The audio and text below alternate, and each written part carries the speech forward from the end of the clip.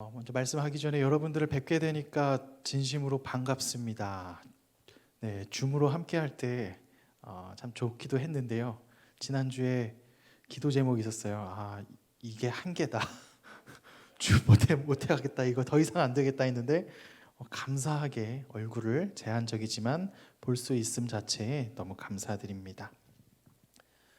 몇 해 전에 제주도에 난민들이 들어왔을 때 우리나라 사람들은 여론이 찬반으로 완전히 극명하게 갈라졌습니다. 어떻게 인도주의에 있어서 이들을 받아주지 않을 수 있느냐 하는 분들이 있었고요. 또 반대로 아니 어떻게 저들이 그냥 받을 수 있느냐, 오면 안 된다, 테러 일어난다 하면서 반대했던 사람들이 있습니다. 난민에 대한 이슈는 우리뿐만 아니라 유럽에서도 아직도 현재 진행형으로 지속되고 있지요. 이 난민 이슈가 우리에게 가장 인상 깊은 것은 너와 나의 선이 구별되는 가장 선명한 지점이 아닐까라는 것이지요. 예전에 미국 대통령, 바로 직전 대통령은 미국과 미국이 아닌 지역을 구분하기 위해서 장벽을 크게 세우는 계획을 세웠었고요. 또 현재 이스라엘에 가보면 베들레헴과 예루살렘 사이에서는 10m 높이 이상의 장벽들이 세워져서 팔레스타인과 유대인들의 장벽을 보여주고 있습니다. 멀리 갈 것도 없죠. 우리나라도 휴전선에서 정말 전후방 각초로 한 10km 이상 정도를 비무장지대로 두고 철통 보안을 하고 있죠. 이 선은 너와 나, 우리와 너희를 나누는 것이 바로 이 선들입니다. 근데 우리 주변에도 이 선들은 가득해요. 혹시 여기 구로동 사시는 분들이 있고 광명 사시는 분들이 있을 텐데, 광명과 구로동이 바로 옆에 있는데 가다 보면 광명에 플랜카드가 엄청 붙어 있어요. 구로 지역 지하철 기지 이전 반대하면서 결사 반대가 붙어 있고요. 예전에 서초동 쪽과 과천 지역을 지나가다 보니까 과천 하수 처리장이 서초동 초등학교 앞에 웬 말이냐 하면서 막 각성하라 하면서 붙어 있어요. 그 지역마다 조금만 걸어가면 다 붙어 있고요. 이 옆에 동작구에서 이제 재개발이 선정되니까 세입자들이 붙어 있는 플랜카드와 공공 또 건물주가 붙이는 플랜카드가 또 다르더라고요. 역할이 너무 다른 것이 많이 보이고 있고요. 재개발 이런 얘기까지 가지 않아도 좋아요. 대학생들은 지금 오프라인으로 잘 못 보지만 어느 지역의 대학가에 가면 그 학교 잠바를 입은 사람과 그 학교에 소속되지 않은 사람으로 나뉠 정도로 너와 나, 학생과 비학생, 이 울타리가 우리 주변에도 많이 있는 것을 봐요. 한마디로 우리가 살고 있는 사회는 수많은 선들이 있고요. 그 선 안에 지금 들어와서 우리가 되었느냐, 아니면 선 바깥에서 들어오지 못한 사람이냐라고 말해요. 이 선은 우리에게 울타리가 되어줘서 안전하게 느껴주기도 해요. 그런데 반대로 선 안에 들어오지 못한 사람은 소외와 차별을 당하게 됩니다. 너와 나, 우리와 너희가 나뉜 선은 오늘날에도 수없이 많이 있지만 예수님 시대에도 가득했어요. 예수님 시대에 가장 분명하고 또렷한 선이 있었습니다. 그 선은 바로 거룩과 부정이라는 선이에요. 딱 기준을 가지고 거룩이냐, 기준으로 부정이냐가 나뉘게 되었어요. 하나님을 믿는 유대인에게 있어서 이 거룩의 중심성은 아주 중요한데요. 레위기 11장 45절에 이런 표현이 있습니다. 우리 슬라이드 하나 보여주시면요. 나는 너희의 하나님이 되려고 너희를 애굽 땅에서 인도하여 낸 여호와라. 내가 거룩하니 너희도 거룩할지어다. 아멘. 이 레위기 11장 45절에 이런 말씀이 있습니다. 또 하나님께서는 이스라엘 사람들을 이집트에서 불러내시면서 그들을 보고 거룩하라고 명령하세요. 출애굽기 19장 6절의 말씀입니다. 너희가 내게 대하여 제사장 나라가 되며 거룩한 백성이 되리라. 너는 이 말을 이스라엘 자손에게 전할지니라 라고 성경은 말하고 있어요. 즉 이는 이스라엘 사람들의 정체성과 관련된 메시지이기도 해요. 하나님이 그들의 하나님이 되며 그들에게 선택받은 너희가 민족이야 라는 그 중심과 증거는 바로 거룩이라는 증거로 보여주겠다라고 말해요. 그럼 물어볼 수 있어요. 어떻게 하면 거룩해질 수 있나요? 라고 이스라엘 사람들이 물어봐요. 기준은 간단해요. 바로 하나님의 기준, 즉 계명을 지키면 돼요. 처음에 계명은 하나님이 10가지를 주시고 출애굽기와 레위기에 자세히 나오고 있는 계명들이 있는데 그 계명들이 추후로 가면서 더 세분화되고 더 많아졌어요. 처음에는 그냥 안식일을 거룩하게 여겨라 였다가 이제는 안식일에 이거 하면 안 되고 저거 하면 안 되고 등등등등 뭐 하면 안 되고 세부 사항들이 엄청 많이 생기게 되었어요. 구분 안에 구분들이 더 생기게 됐죠. 원래 구분되어 있으면 그 안에서 더 구분 짓고 싶어 하죠. 마치 요즘에 명문대회에서 자기 학교의 그 과 잠바나 학교 잠바에 학교 이름만 넣었다가 최근에는 밑에 이제 고등학교 이름까지 넣어요. 그래서 나는 대원외고 출신의 서울대 사람이야 라는 것을 또 구별 안에 구별을 하고 있죠. 마치 이것처럼 율법도 안식일을 지켜라 라는 계명을 또 세분화해서 더 디테일하게 나눴어요. 근데 그러다 보니까 율법을 지킬 수 없는 사람들이 많이 나와요. 성 밖에 있는 사람들 또는 이방인들은 이 율법을 지킬래야 지키기 힘들어요. 먹고 사는 게 힘들다 보니 지킬 수도 없고 또 성 밖에 있는 사람들은 잘 못 지키는 경우가 허다해요. 반대로 이를 잘 지키는 사람이 있어요. 밥 먹고 말씀 보는 게 직업이었던 바리새인들은 율법을 기가 막히게 지켰죠. 그러니 그들은 아주 거룩하다고 박수 받고 영광을 올렸으며 그에 반대되는 목동이나 목자 이런 사람은 사람 취급도 당하지 못하던 것이 그 시대였어요. 즉 유대 사회는 율법이라는 기준으로 거룩하냐 또는 부정하냐가 아주 선명하게 나뉘어져 있었어요. 이것은 지역 그리고 사람에게도 해당됐어요. 예루살렘의 그 유대 지역, 예루살렘에 있는 남쪽 유대 지역이 있거든요. 여기는 아주 거룩한 곳이에요. 북쪽 갈릴리 지역은 뭐 부정하지는 않지만 그냥 지역이라고 치면 그 중간에 있는 사마리아라는 지역이 있거든요. 이 사마리아는 상종도 하지 않는 지역이에요. 예전에 바벨론으로 다 포로로 끌려갈 때 남은 사람들이 거기 남은 거주민들이 그냥 살다서 그냥 혼탁해졌다고 해서 유대 사람들이 돌아왔을 때 그 남아있던 사마리아 사람들 보고 너네는 가짜야, 너네는 더러운 핏줄이야 라고 말하면서 손가락질하고 서로 싸웠어요. 그러면서 사마리아 사람들을 아예 상종도 하지 않는 아주 더러운 사람들로 취급을 했어요. 사람도 마찬가지였죠. 아까 유대 사람들, 율법 잘 지키는 유대 사람들은 거룩하면 율법 못 지키는 사람은 부정하고 그 부정의 끝에는 이 사마리아 사람들이 있어요. 아주 부정하고 더러운 사람들이었죠. 그래서 유대 사람들은 사마리아 사람들을 만나면 상종하지 않았고요. 터치하지도 않았어요. 같이 밥을 먹는 건 꿈도 꿀 수 없었고요. 왜냐하면 당시에는 이렇게 거룩이라는 선이 아주 선명했고 율법이라는 선이 아주 또렷했으며 이것을 가지고 지역과 사람을 나눴기 때문이에요. 우리 안에도 이처럼 세부적으로 나뉘는 선들이 있을 거예요. 율법이 세분화되는 것처럼 좀 더 거룩하고 좀 더 부정했던 사람들이 있었던 것처럼 우리에게도 지금 선들이 많이 있어요. 첫 번째 어떤 선들이 있을까요? 경제적인 선이 있겠죠. 태어났을 때 누군가는 우리 중에서도 금수저를 물고 태어났어요. 또 누군가는 수저 없이 태어난 사람도 있을 거예요.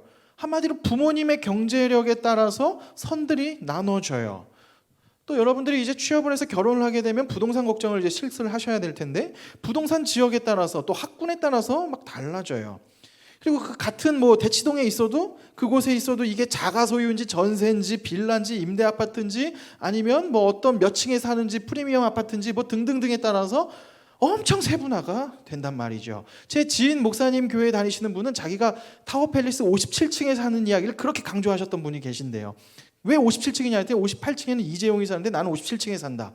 57층을 그렇게 강조하시던 분이 있었대요. 그분의 인생은 57층인 거죠.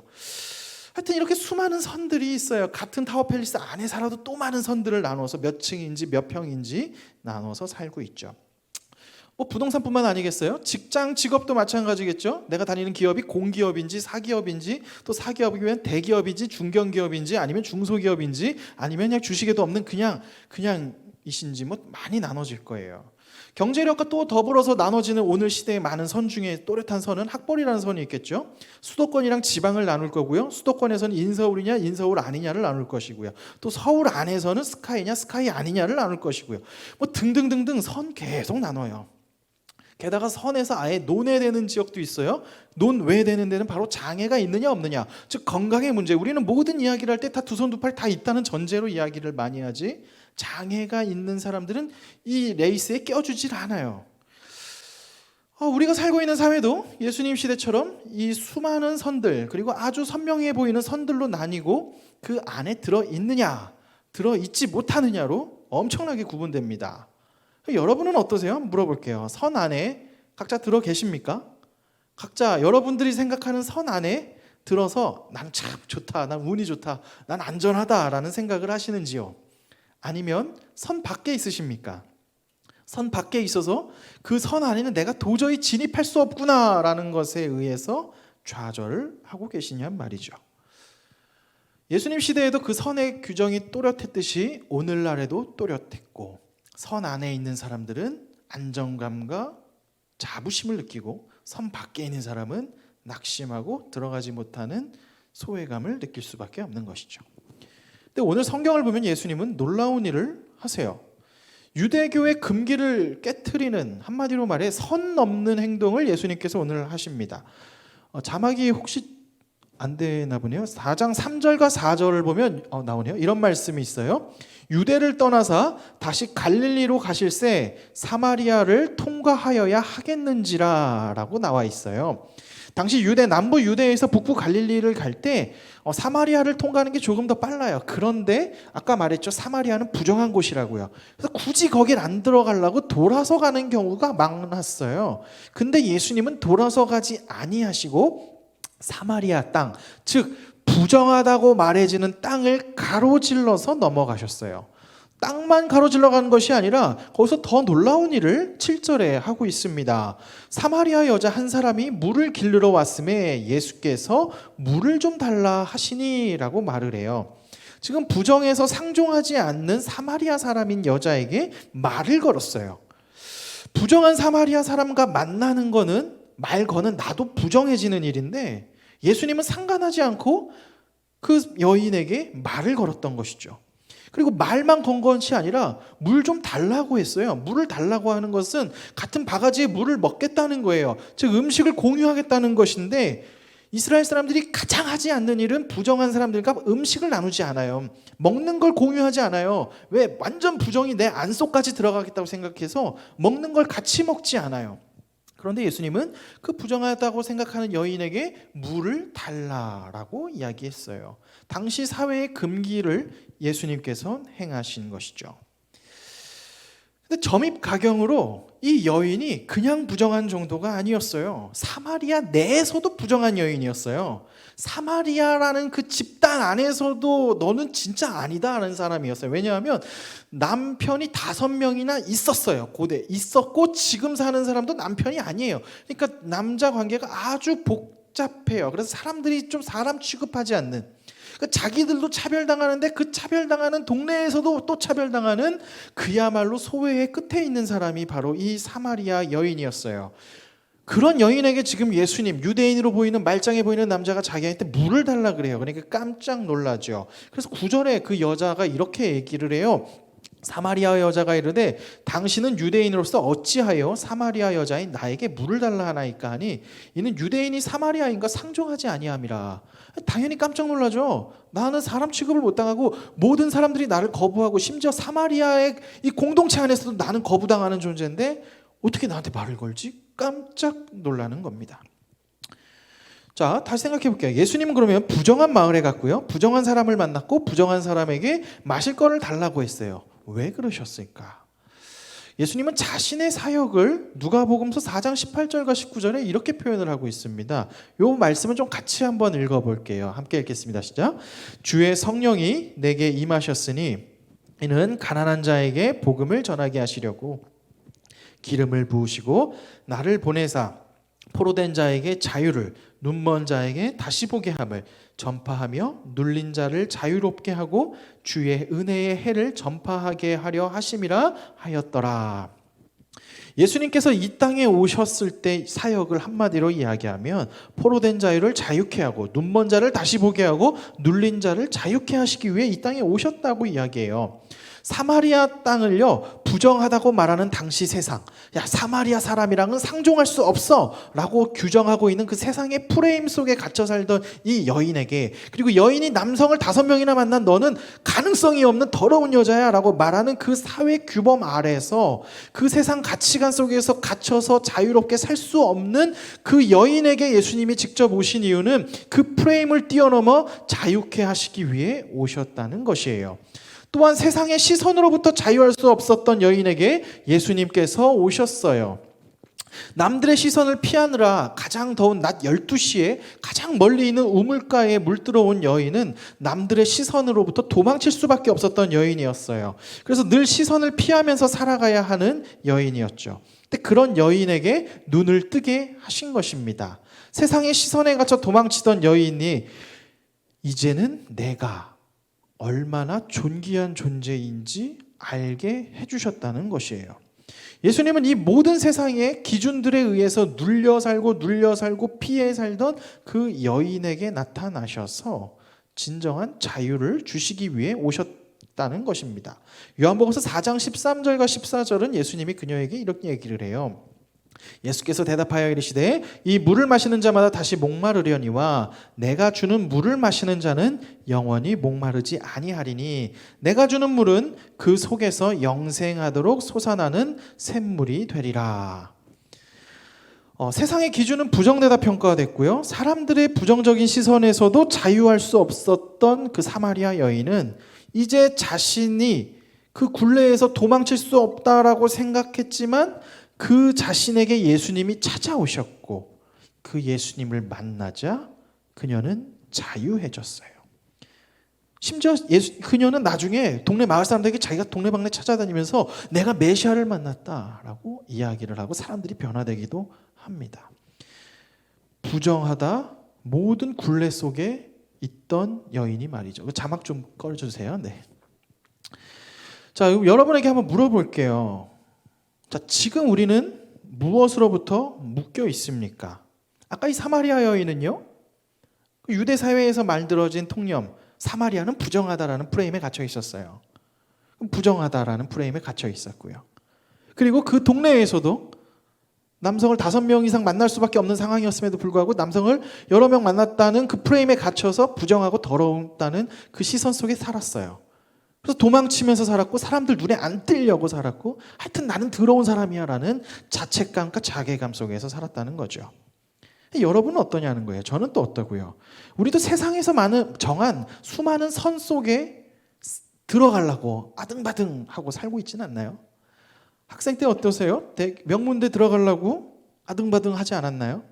그래서 혹여라도 막 공부 잘하던 친구가 수능을 잘 망쳐서 학교에 떨어지면 원래 이 정도 갈 학교는 떨어져서 가면 내 인생은 망했어, 이번 생은 망했어 하면서 극도의 절망에 빠지는 경우도 종종 보죠.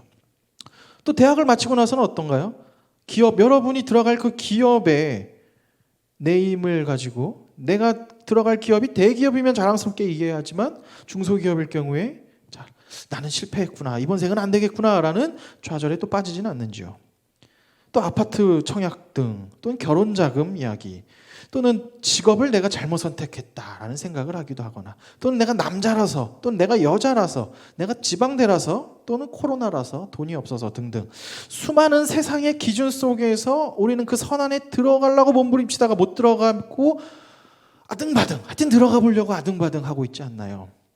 그리고 또 한 분야의 선에는 들어갈 수도 있어요. 그럼 모든 선에 안에 다 들어가 있냐? 그렇지 않죠. 이쪽에서 선에는 들어가 있는데 저쪽 선에는 못 들어가 있는 자신을 발견하고 또 결핍을 느끼고 나도 저 선에 들어가야 되는데 나도 저기를 들어가고 싶은데 하고 아등바등하고 있지는 않은지요.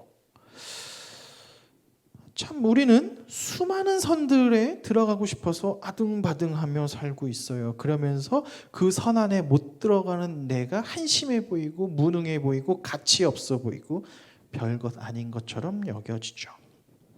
근데 그 세상의 선에서 들어가지 못한 그 소외된 여인 사마리아 여인에게 예수님은 그 선들을 싹 다 뛰어넘고 오셨어요.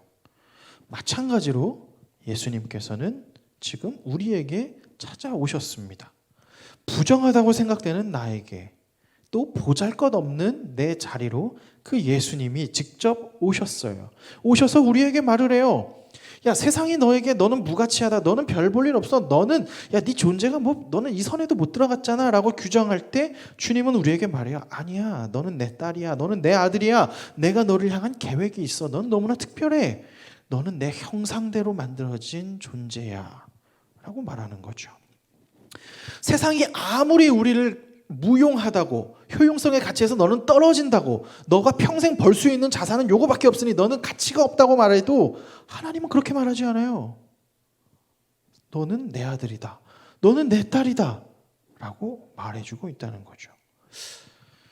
선을 넘어서 부정한 여인에게 찾아가 그녀를 회복시킨 주님은 오늘 우리에게도 찾아오십니다. 그리고 우리에게 말씀하시죠. 요한계시록 3장 20절은 이걸 이렇게 표현하고 있어요. 볼지어다 내가 문 밖에 서서 두드리노니 누구든지 내 음성을 듣고 문을 열면 내가 그에게로 들어가 그와 더불어 먹고 그와 함께 더불어 먹으리라 라고 말하고 있습니다. 주님은 우리의 문 밖에서 끊임없이 문을 두드리세요. 그때 우리는 무엇을 해야 하냔 말입니다. 주님은 끝없는 선들을 넘어서 우리에게 오셔서 너는 내 것이야 라고 말해주는데 그때 우리는 뭘 해야 되냔 말입니까? 바로 그 부르심에 응답하는 것을 우리는 해야 합니다. 세상의 기준에서 선에 들지 못한 나에게 말씀하실 때, 너는 내 것이라고 말씀하실 때 우리는 그 주님의 음성에 반응해야 해요. 내가 주님을 믿겠습니다, 내 인생의 주인이 나라고 생각해서 그 선들에 들어가려고 아등바등하고 내 인생의 주인이 나라고 생각했는데 주님 회개합니다. 당신이 내 인생의 주인이 되어 주십시오. 나를 존재가 가치 있다고, 나를 선화보다 귀하다고 말씀해 주신 주님, 당신이 내 삶의 주인이십니다. 내 인생 내가 주인이 아니라 당신이 주인이시오니 내 길 주님께 의탁하니 내 길을 이끌어 주옵소서 라고 말하는 것이 우리의 반응인 것이에요. 내 인생의 주인이 되어 주십시오. 그것이 우리가 해야 할 마땅한 반응입니다. 주님께서는 그 여인에게 좀 더 말을 해요. 요한복음 4장 10절은 이런 표현을 했어요. 예수께서 대답하여 이르시되 내가 만일 하나님의 선물과 또 내게 물 좀 달라 하는 이가 누구인지를 알았더라면 내가 그에게 구하였을 것이요 그가 생수를 내게 주었으리라 라고 말합니다. 예수님 자체가 우리에게 가장 큰 주신 하나님의 선물이에요. 그 선물이신 예수님을 더욱더 알아갈 때 예수님은 우리에게 목마르지 아니하는, 영원히 목마르지 아니할 생수를 주신다는 것입니다. 예수님을 믿는다는 것, 교회에 다닌다는 것은요, 형식적이고 무쓸모한 짓이 아니에요. 만약에 교회 다니고 예수님 믿는 게 쓸모없는 짓이면 코로나 기간에 여기 나온 여러분이 제일 어리석은 사람이고 앞에서 저는 사기꾼이죠. 그렇죠? 제 사기꾼이겠죠. 그러니까 사람들은, 안 다니는 사람들은 야씨 욕하는 거겠죠. 무쓸모하지 않아요. 예수님을 진정으로 받아들일 때 가장 큰 놀라운 것은 세상에서 규정한 선에서부터 자유할 수 있었어요. 세상에서 정한 시선으로부터 자유할 수 있었어요. 이게 바로 주님이 주시는 생명의 물입니다. 세상의 기준은 아무리 합당하려 해도 또 목마름이 나옵니다. 그러나 여러분 예수 그리스도를 믿으십시오. 영원한 물 되시고 영원한 생수 되시는 예수 그리스도를 믿을 때 세상의 기준, 세상이 정한 룰대로 너는 존귀하다, 존귀하지 않다로 정해지는 것이 아니라 하나님의 자녀로 말미암아 하나님의 자녀가 되는 영세와 특권을 누릴 수 있는, 그래서 숨 쉬는 것만으로도 가치 있고 존귀하고, 왜 내 삶이 이렇게 되지라고 사람들이 말한다 할지라도 너의 삶은 나의 영광을 위해서 내가 너를 사용할 것이야 라는 약속이 우리의 약속이 되는 그런 경험을 하시기 바랍니다. 그러려면 예수 그리스도를 믿으시기 바랍니다. 말씀을 맺을게요. 우리의 삶의 자리는 다 달라요. 각자 생각하고 있는 선도 달라요. 어떤 사람은요 지금 내가 하는 업계에서 다음 스텝을 밟기 위해서 몸부림치며 아등바등할 수 있어요. 나에게 뭐가 부족하니까 더 아등바등. 되면 감사한데 안 돼도 너무 크게 좌절하지 마십시오. 또 각자 사람마다 다를 거예요. 사람과의 관계도 그럴 것이고요. 소유의 문제도 그럴 것이고요. 명예도 그럴 것이고 각자 선들이 있을 거예요. 근데 확실한 건 있어요. 그 선들에 더 집착하면 집착할수록 여러분은 끊없이 평생 목마르다 죽을 거예요. 재벌이 되어도 재계순위 30이면 29위를 잡고 싶어서 목마를 거고요. 하여튼 계속 목말라요. 끝없어요. 한국에서 재계순위 1위 되면 미국에 있는 재계순위가 눈에 보이겠죠. 언제까지 뭐 어떻게 우주정복해야죠. 뭐 문제는 그렇게 할 수 없다는 거죠. 예수님, 더 몸부림쳐서 끝없이 목마름으로 평생 갈증을 느끼며 사시는 것이 아니라 그 진정한 갈증을 해결해 주시는 예수님을 여러분의 인생의 주인으로 믿으십시오. 그리고 그 예수 그리스도가 주시는 자유함, 그 예수 그리스도가 주시는 기쁨, 그래서 오늘을 살아갈 수 있는 담대함, 세상의 가치와 다른 주님의 가치로 담대하게 살아갈 수 있는 여러분 되시길 주님의 이름으로 축원합니다. 기도하겠습니다.